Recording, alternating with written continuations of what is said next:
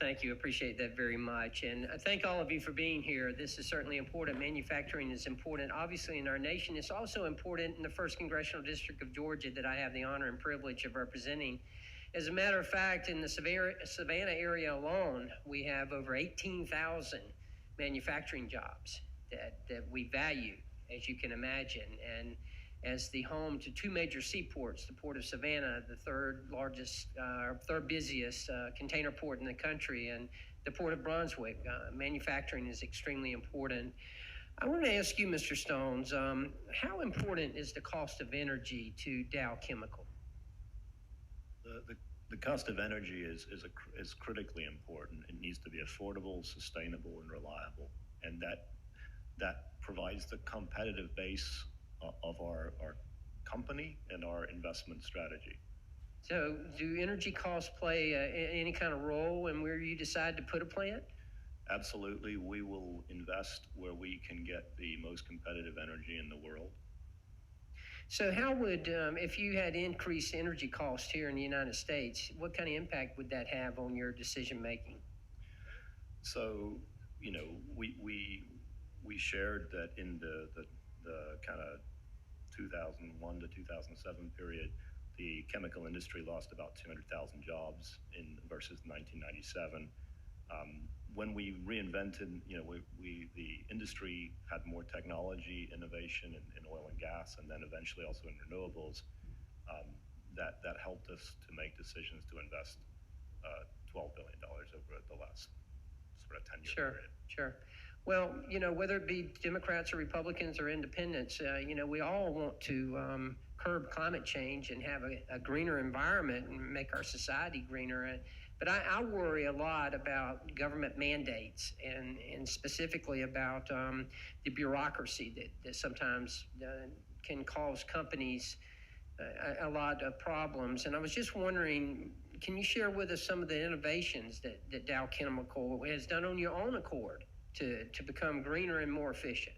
So, for example, the plant I mentioned earlier, the fluidized catalytic dehydrogenation, or FCDH, which is a mouthful to say, is a new process technology which should reduce the emissions versus comparable technologies by about 20%.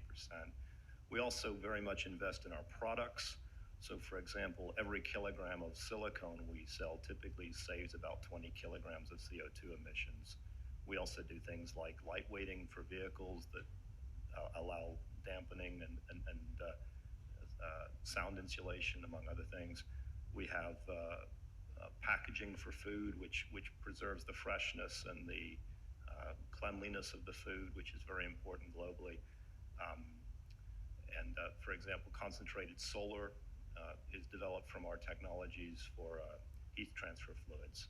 So investing in the product space as well as the manufacturing processes, because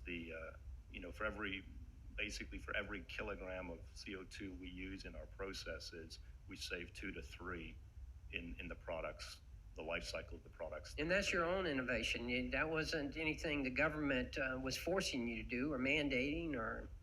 We believe in bringing to the market what the products that the industry and the companies that we serve want. And I think that's very important, because as we go through this process, it's going to be important for the private sector to be involved. So what I want to ask you is how can we in government encourage that, and how can we incentivize that short of tax credits or whatever? I think we would say that there's a logical place for government in things like ensuring carbon capture as a technology isn't that tough. It's a known technology. It's being developed. A lot of good work's been done. What's difficult is carbon reuse and the carbon grid network that needs to be put together. Right now, if we had a carbon capture stream at one of our facilities, there's nobody to take it from us. There's no place to store it. So enabling that grid is critically important in this space. We also need to make sure that the regulation of the energy industry doesn't create adverse price spikes. For example, just this month we had $9,000 power in Texas. It's normally 30, just so everybody's clear. And that volatility needs to be, managed and understood.